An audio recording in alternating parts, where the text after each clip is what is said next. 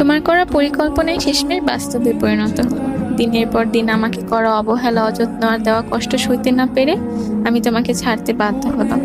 আর তোমার পরিকল্পনা অনুযায়ী তুমি 2-3 দিনের মাঝে নতুন ঘর পাতলে নতুন মেয়েকে নিয়ে।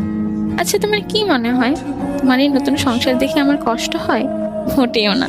আমি কিন্তু মোটেও কষ্ট পাই না। আমি যে মেয়ে আগে অন্য ছেলেদের গ্রুপে তোমায় হাসতে দেখলে হিংসে বোধ হতো, আজ সেই মেয়ে অন্য মেয়েদের সাথে শুতে দেখলেও কষ্ট হয় না।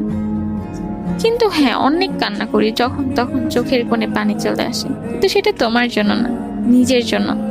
হযরত আলী রাদিয়াল্লাহু আনহুর একটি হাদিস রয়েছে, জানো তো, যে তুমি যদি কাউকে মন থেকে ভালোবাসো আর সে যদি তোমায় না বাসে, তাহলে এখানে সে দুর্ভাগা, তুমি না।